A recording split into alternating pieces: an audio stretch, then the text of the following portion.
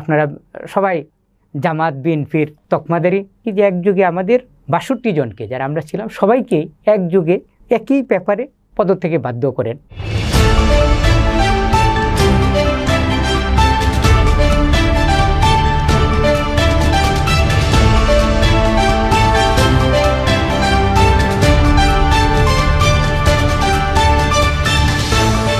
বিসমিল্লাহির রহমানির রহিম।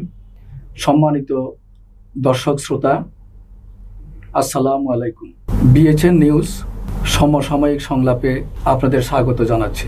আমি মুস্তাফিজুর রহমান। আজকের বিষয় বৈষম্যের শিকার এফবিসিসিআই এর সাবেক কর্মকর্তা কর্মচারী বিন্দু কেন এবং কিভাবে। আজকের অতিথি জনাব মোহাম্মদ রফিকুল ইসলাম, সাবেক যুগ্ম মহাসচিব এফবিসিসিআই। জনাব রফিক, আপনাকে স্বাগত জানাচ্ছি বিএচএন নিউজ সমসাময়িক সংলাপে। ধন্যবাদ। আপনার নিকট প্রথম প্রশ্ন, কিভাবে কত সালে এফবিসিসিআইতে আপনারা বৈষম্যের শিকার হলেন এবং চাকরিচ্যুত হলেন? ধন্যবাদ মুস্তাফিজ ভাই। আসলে আপনি জানেন যে এফবিসিসিআই দেশের শীর্ষ বাণিজ্য সংগঠন, the Federation of Bangladesh Chambers of Commerce and Industry, দেশের ব্যবসা বাণিজ্য প্রসারে সরকারের সাথে সহযোগী হয়ে কাজ করে থাকে। শীর্ষ এই বাণিজ্য সংগঠনের আমরা চাকুরি করি। আমরা যে 25 জন আজকে বঞ্চিত হয়েছি আমাদের চাকুরি থেকে, এই 25 জন অভিজ্ঞতা সম্পন্ন, অনেকেই 20 বছর, অনেকে 25 বছর, অনেকে 28 বছর চাকুরি করে 2020 সালের 20 অক্টোবর একযুগে, মানে এখানে বলে রাখি যে একযুগে আমাদের 62 জনকে যারা আমরা ছিলাম সবাইকেই একযুগে একই ব্যাপারে পদত্যাগে বাধ্য করেন তৎকালীন এফবিসিসিআই এর প্রেসিডেন্ট শেখ ফজলে ফাহিম। উনি আওয়ামী লীগের প্রেসিডিয়াম মেম্বার শেখ সেলিমের ছেলে। যাই হোক, ওনার ব্যবসায়িক কোনো যোগ্যতা না থাকা সত্ত্বেও তাকে তখন উনি দলীয়ভাবেই প্রেসিডেন্ট হয়ে যান এফবিসিসিআই। আপনি জানেন যে এফবিসিসিআই প্রেসিডেন্ট কারা হন, যে আব্দুল আওয়াল মিন্টু, এই জাতীয় যারা প্রতিষ্ঠিত ব্যবসায়ী দেশের, তারা হন এফবিসিসিআই প্রেসিডেন্ট। আব্দুল আওয়াল মিন্টু সাহেব ছিলেন, মাহবুব রহমান, একে আজাদ, মীর নাসির হোসেন, মাতলুব আহমেদ, হ্যাঁ, সবচেয়ে আপনি স্মরণ করলেন যে সাবেক সফল মেয়রও পরবর্তীতে হয়েছিলেন আনিসুল হক সাহেব, ওনারা ছিলেন এফবিসিসিআই প্রেসিডেন্ট। এবং এই তালিকাগুলোর আপনি দেখেন এই নামের মধ্যে শেখ ফজলে ফাহিম সাহেবের নামটা যে কোনোভাবেই হোক উনি দলীয়করণের মাধ্যমে এফবিসিসিআই প্রেসিডেন্ট হয়ে যান। এবং প্রেসিডেন্ট হওয়ার পরে উনি এসে প্রথম যে কাজটুকু করলেন যে এফবিসিসিআইয়ের সদস্য কারা হন, যারা সারা বাংলাদেশের চেম্বার এবং বিভিন্ন সেক্টর ওয়াইজ যে অ্যাসোসিয়েশনগুলো আছে তাদের মনোনীত যে ব্যবসায়ীরা, তারা এফবিসিসিআইয়ের মেম্বার হন এবং তাদের প্রবেশাধিকারই প্রথম বন্ধ করে দিলেন। তারা অফিসে ঢুকতে গেলে পাঞ্চ করে ঢুকতে হবে, কী কারণে আসলেন খাতায় লিখতে হবে। এতে অনেক ব্যবসায়ীরা নিরুৎসাহিত হয়ে আর এফবিসিসিআইয়ের দিকে আসেন নাই। এবং এই সুযোগে উনি প্রথমে আমরা যারা অভিজ্ঞতা সম্পন্ন যারা কর্মকর্তা কর্মচারী আছি তাদেরকে উনি পদত্যাগে বাধ্য করালেন। এরপর কিছুদিন পর ওনাদের যে আজ্ঞাবহ এবং দুর্নীতিগ্রস্ত কিছু কর্মকর্তা আছে তাদেরকে পুনর্বহাল করলেন আবার। কিন্তু আমাদেরকে বললেন যে আপনাদেরকে আমরা কিছুদিন পরে আপনাদের সিদ্ধান্ত জানাবো যে আমরা এই প্যান্ডামিকের সময় আমরা কারো চাকরি থেকে আমরা বাদ দিব না, প্রয়োজনে আমরা অর্ধেক বেতন হোক বা আপনাদের সাথে আলোচনা করে যেভাবে ভালো হয় আমরা আপনাদেরকে পুনর্বহাল করব বা অন্য কোথাও চাকরির ব্যবস্থা করব।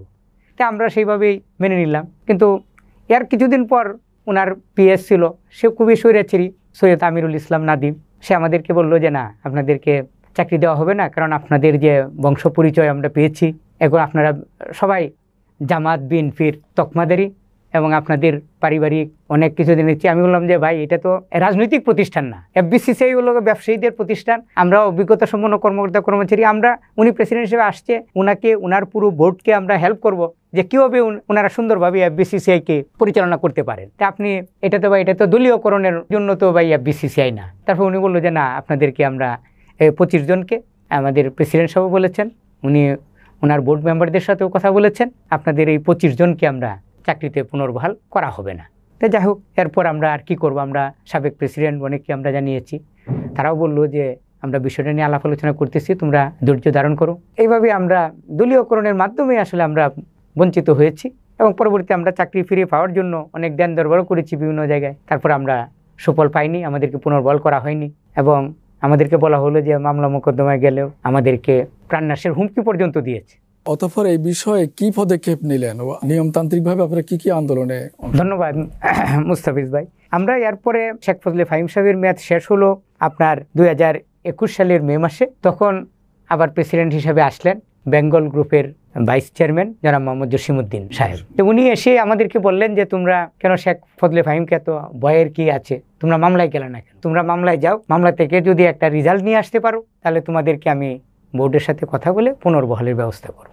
এবং আমরা ওই যে শেখ ফজলে ফাহিম সাহেব উনি যে আমাদেরকে অনেক হুমকি দামকি দিয়েছিলেন যে মামলাটা আমরা না করার জন্য, যে আমরা মতিঝিল থানায় একটা জিডি করলাম, যে আমাদেরও তো প্রাণনাশের আশঙ্কা আছে, আমরা একটা জিডি করলাম। তো তার আমলে করতে পারি না, আমরা জসিম সাহেবের সময় করলাম এবং জসিম সাহেবের কথা মতোই আমরা হাইকোর্টে গেলাম। হাইকোর্টে গিয়ে আমরা একটা সুন্দর একটা রায়ও পেয়েছি। হাইকোর্ট বিভাগ বললেন যে 3 মাসের মধ্যে আমাদের দরখাস্তটা নিষ্পত্তি করার জন্য বাণিজ্য সচিব, বাণিজ্য মন্ত্রণালয়ের যে মহাপরিচালক এবং FBCCI প্রেসিডেন্ট তাদেরকে 3 জনকে নির্দেশনা দিলেন। কিন্তু এ সময় দেখেন আমরা যে জসিম সাহেবকে এত বিশ্বাস করতাম, উনি আবার আমাদের সাথে করলেন যে না, তোমরা আসলে এই মামলায় যাওয়াতে আমাদের ব্যবসায়িক সমাজের একটা বদনাম হয়ে গিয়েছে। কারণ আপনি জানেন এটা সমস্ত মিডিয়াতে আসছে, পত্রপত্রিকা আসছে, আমার অনেক সাক্ষাৎকারও বিভিন্ন মিডিয়াতে প্রকাশিত হয়েছে। এরপর উনি বললেন যে, আমি বললাম যে স্যার আপনার সাথে তো কথা বলেই আমরা মামলায় গেলাম, কারণ আমরা আমাদের অধিকার কীভাবে প্রতিষ্ঠা করবো। আপনিও বললেন যে মামলায় একটা রেজাল্ট নিয়ে আসো, তাহলে আমি বোর্ডে আলোচনা করে তোমাদের চাকরিতে পুনর্বহাল। এটা আমরা এই হাইকোর্টের এই আদেশ আমরা মানি না।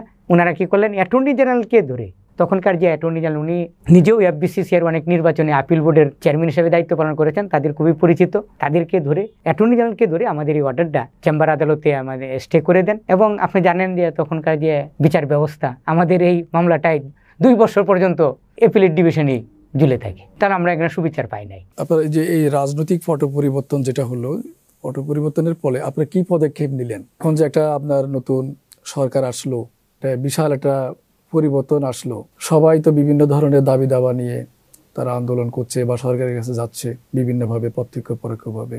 এই পর্যায়ে আপনারা কি পদক্ষেপ নিলেন? 5 আগস্ট যে বাংলাদেশের দ্বিতীয় স্বাধীনতা, যেটা আমরা বলে থাকি যে দ্বিতীয় স্বাধীনতা আমরা লাভ করেছি, এবং সেটা ছাত্র জনতার ঐক্যবদ্ধ আন্দোলনের মাধ্যমে আমরা ছাত্র জনতাকে আমাদের কৃতজ্ঞতা প্রকাশ করছি। কারণ আমাদের এই একটা কথা বলার সুযোগ সৃষ্টি করে দেওয়ার জন্য, বৈষম্যহীন পরিবেশ থেকে আমাদের পুনরুদ্ধারে একটা পথ তারা সৃষ্টি করে দিয়েছেন।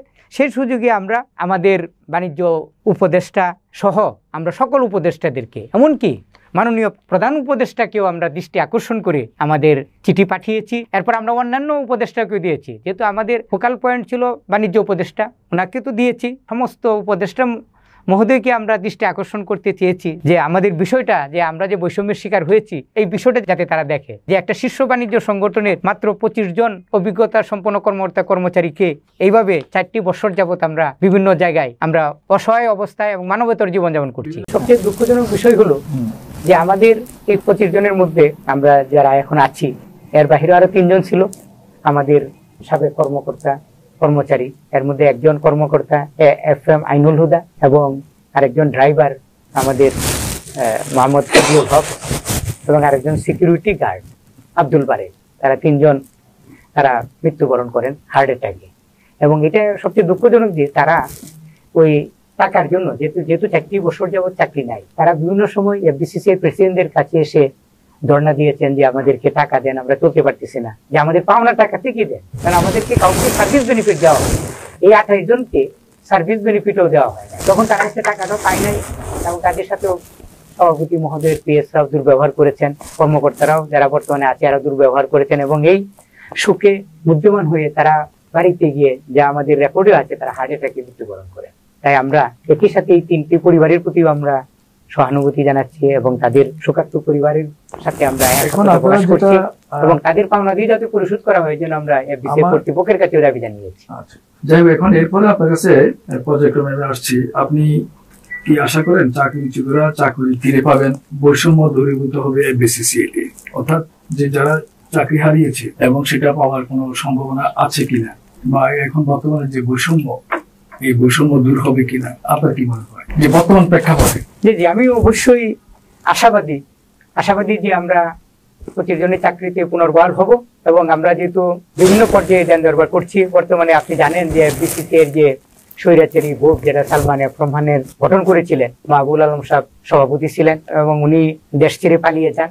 এরপর পরই ব্যবসায়ীরা, সাধারণ ব্যবসায়ীরা আন্দোলন করেন যে এখানে প্রশাসক দেওয়ার জন্য, এবং সাথে সাথে তত্ত্বাবধায়ক সরকারের যে বর্তমান যিনি বাণিজ্য উপদেষ্টা আছেন সালেউদ্দিন আহমেদ সাহেব, উনি তৎক্ষণাৎ এফবিসিসি এর বোর্ড ভেঙে দিয়ে ওখানে একজন প্রশাসক নিয়োগ করেছেন। বর্তমানে প্রশাসকের আন্ডারে এফবিসিসি চলছে, এবং এফবিসিসি এর বর্তমান বোর্ডে যারা ছিল সবাই অনেকেই দেশ ছেড়ে পালিয়ে গিয়েছেন, অনেকেই আত্মগোপনে আছেন। এই জন্য আমরা আশাবাদী যে বর্তমান প্রশাসক, ওনার সাথে আমরা দেখাও করেছি, উনি একজন সরকারি সাবেক আমলা, হ্যাঁ, জনাব মোহাম্মদ হাফিজুর রহমান। উনি সরকারের একজন সাবেক অতিরিক্ত সচিব, বর্তমানে আপনাদের সমস্যাগুলো নিয়ে আমরা ওনার সাথে দেখা করেছি, কথা বলেছেন। উনি কি আমাদেরকে আশ্বাস দিয়েছেন? উনি আমাদেরকে আশ্বাস দিয়েছেন যে উনি আমাদের সমস্ত ফাইলপত্র দেখে উনি বাণিজ্য মন্ত্রণালয়ের সাথে কথা বলে উনি আমাদের একটা সুরাহা করবেন। কিন্তু ওখানে ওই আশ্বস্তের মধ্য থেকেও আমরা দুঃখজনক হলেও আমরা যেটা শুনতে পাচ্ছি, কারণ ওনারা তো সরকারি আমলা, এবং উনি যে এফবিসিসিআই বর্তমানে যিনি সেক্রেটারি জেনারেল মহাসচিব হিসেবে আছেন মোহাম্মদ আলমগীর সাহেব, হ্যাঁ বর্তমানে উনি সরকারের সাবেক অতিরিক্ত সচিব, উনিও সরকারের সাবেক অতিরিক্ত সচিব আমলা, এবং আমরা জানতে পারলাম যে উনি বিগত 4 বছর এই সময়টার মধ্যে, হ্যাঁ উনি 4 বছরের মধ্যে ছিলেন, এবং হ্যাঁ উনি বহাল আছেন, এবং ওনার সাথে আরেকজন আছে যিনি এফবিসিসি এর আন্তর্জাতিক ডিভিশনের চিফ হিসেবে আছেন, উনি হলো জাফর ইকবাল সাহেব। এই দুইজনই হলো বর্তমান যে প্রশাসক, উনার 2 বছরের সিনিয়র। এখন সমস্যাটা হচ্ছে এই যে আওয়ামী লীগের যে বেনিফিশিয়ারি, এই দুইজন, যে মহাসচিব মোহাম্মদ আলমগীর আর আরেকজন আছে ইন্টারন্যাশনাল ডিভিশনের প্রধান যে জাফর ইকবাল সাহেব, এই দুইজন প্রশাসককে স্বাচ্ছন্দ্যে কাজ করতে দিচ্ছেন না। তারা তাদের ওই আগের যে কমিটি ছিল তাদেরই আওয়ামী লীগের এজেন্ডাই বাস্তবায়ন করতে, এবং তারা বলছেন যে এইসব বিষয়ে আপনার দেখার দরকার নাই, আপনি আসছেন একটা সুষ্ঠু নির্বাচন করতে, আপনি নির্বাচন করে আপনি নির্বাচন করেন, এবং তাকে তুমি করে সম্বোধন করে, যেহেতু তাদের নিয়ম অনুযায়ী যে তোমার কাজ হলো তুমি নির্বাচন করে চলে যাও, তুমি কেন ওদেরকে পুনর্বহাল করবা। কিন্তু আমাদের প্রশ্ন হলো এফবিসিসি একটা সুষ্ঠু নির্বাচন করতে গেলে এফবিসিসি অফিসকে তো আগে আপনার দুর্নীতিমুক্ত করতে হবে। এখানে যারা অভিজ্ঞতা সম্পন্ন কর্মকর্তা কর্মচারী আছে তাদেরকে নিয়েও পুনর্বহাল করে তো আপনি একটা সুষ্ঠু নির্বাচনের আয়োজন করতে পারেন। বর্তমানে যারা যে সব কর্মকর্তা কর্মচারী আছে তারা তো সেই আগের সরকারের সেই শেখ ফজলে ভাই, মোহাম্মদ জসিমউদ্দিন তাদের নিয়োগকৃত, এবং ওরা তাদের সাথে এখনো সার্বক্ষণিক যোগাযোগ রাখে। তাহলে কিভাবে একটা সুষ্ঠু নির্বাচন এফবিসিসিআই আপনি অভিজ্ঞতা সম্পন্ন কর্মকর্তা কর্মচারীদের বাদ দিয়ে আশা করতে পারেন? এই জন্য আমরা প্রশাসক স্যারকে বলেছিলাম যে হাফিজুর রহমান সাহেবকে, যে আপনি স্যার আমাদের ইতিহাসটা দেখুন, আপনি সরকারি বিভিন্ন মন্ত্রণালয়ে আপনি দেখেন, আপনি নিজেও তো জানেন যেটা আপনাকে সরকারি অনেক পরিবর্তন হয়েছে, তাহলে আপনার এফবিসিসিআই পরিবর্তন হবে না কেন? ওখানেও আপনি পুরাতন যারা আছে ওদেরকে প্রয়োজনে বাদ দেন, বাদ যদি নাও দেন তাহলে আমাদেরকে কাজ করার, আমাদের পুনর্বল করতে আপনার অসুবিধা। আপনি তো একটা সুষ্ঠু নির্বাচন করবেন, সেই জন্য আপনাকে একটা নিরপেক্ষ একটা সচিবালয় এফবিসিসিআই অফিসকে আপনার প্রতিষ্ঠা করতে হবে। আপনারা একটা বড় ধরনের বৈষম্যের শিকার, এটা একটা বৈষম্য, অবশ্যই বৈষম্যের শিকার। এই বৈষম্যের শিকার হয়ে আপনারা চাকরি হারালেন, এবং এরপরে কয়েকজন স্টাফ মারাও গেল। তারপরে আপনারা অনেক আন্দোলন করলেন, সংগ্রাম করলেন, মানববন্ধন করলেন, লেখালেখি করলেন প্রত্যক্ষ পরোক্ষভাবে, এবং এফবিসিসি এর বর্তমান যে প্রশাসক আছে ওনার সাথে আপনারা সাক্ষাৎ করেছেন। আপনাদের দিক থেকে আপনারা সার্বিক প্রচেষ্টা চালিয়েছেন। আপনার কাছে আমার সর্বশেষ প্রশ্ন সেটা হলো, বর্তমান যে সরকার 1 নম্বর, আর 2 নম্বর হলো এফবিসিসি এর নিকট, মানে আপনার বা আপনাদের কি প্রত্যাশা, কি আশা করেন, এটা অল্প করে আমাকে একটু বলেন। ধন্যবাদ মুস্তাফিজ ভাই। যে আমরা বর্তমান সরকারের কাছে, বর্তমান যে অন্তর্বর্তীকালীন সরকার আছে সেই সরকারের কাছে আমাদের প্রত্যাশা যে আমাদেরকে চাকরিতে পুনর্বহাল করে আমাদের যে অধিকার যেটা আমরা হারিয়েছিলাম 2020 সালে, আমাদেরকে সেই আমাদের চাকরিটা ফিরিয়ে দিয়ে আমাদের প্রতি তাদের সুবিচারটুকু আমাদের প্রতিষ্ঠা পাক, এটা আমরা তাদের কাছে প্রত্যাশা করি। এবং আমরা এটা শুধু এর জন্য প্রত্যাশা করি যে এফবিসিসিআই যেহেতু একটা সুন্দর একটা নির্বাচন দেওয়ার জন্য একটা প্রশাসক মহোদয় আসছেন, ওনাকে যাতে আমরা অফিসিয়ালি সব কাজে সহযোগিতা করতে পারি, যাতে একটা সুষ্ঠু নিরপেক্ষ নির্বাচন এফবিসিসিআই অনুষ্ঠিত হয়। সেই জন্য আমরা যারা অভিজ্ঞতা সম্পন্ন কর্মকর্তা কর্মচারী আছি, আমাদেরও মনের আশা যে আমরা এই একটা সুযোগ পেয়েছি, কারণ আগে তো কেউ কথা বলতে পারতো না। একটা দলীয় সরকারের মাধ্যমে, একটা স্বৈরাচারী সরকারের মাধ্যমে, যে সব জায়গায় আপনি জানেন বিজনেস প্রতিষ্ঠানেও কোনো নির্বাচনের বা বিজনেস অর্গানাইজেশনেও কোনো নির্বাচনের ব্যবস্থা ছিল না। তারা যাকে বলে দিতেন সেই এফবিসিসি এর প্রেসিডেন্ট হইতো, সেই বিভিন্ন চেম্বার অ্যাসোসিয়েশনের প্রেসিডেন্ট হয়ে যেত। সুতরাং এখন একটা যেহেতু পরিবেশ আসছে, একটা সংস্কারের কাজ, এই সংস্কারের কাজে আমরা আমাদের অবদানটুকু রাখতে চাই। এটা আমরা বর্তমান সরকারের কাছে আমরা আশা করি যে আমাদেরকে চাকরিতে পুনর্বহালের ব্যবস্থা করা হোক। সরকারের কাছে আপনারা এটা চাচ্ছেন, আর এফবিসিসিআই কি চাচ্ছেন যে একটা সুষ্ঠু নির্বাচনের মাধ্যমে প্রশাসক আছে তারা যেন আপনাদের প্রতি সদয় হয়, এবং আপনাদের এই যে দাবি দাবা, এই যে দীর্ঘদিনের আপনাদের যে পুঞ্জীভূত কষ্ট সেটা যেন লাঘব হয়। হয়, এটাই আপনাদের এটাই আমাদের প্রত্যাশা। প্রত্যাশা। সুপ্রিয় দর্শক শ্রোতা, আপনাদের ধন্যবাদ ও শুভেচ্ছা জানিয়ে বিএচএন নিউজ আজকের সমসাময়িক সংলাপ এখানে শেষ করছি। আপনাদের ধন্যবাদ। আবারও আপনাদের সাথে দেখা হবে অন্য কোনো বিষয়ে, অন্য কোনো সময়ে, অন্য কোনো অতিথির সাথে। আপনাদের শুভেচ্ছা। খোদা হাফেজ।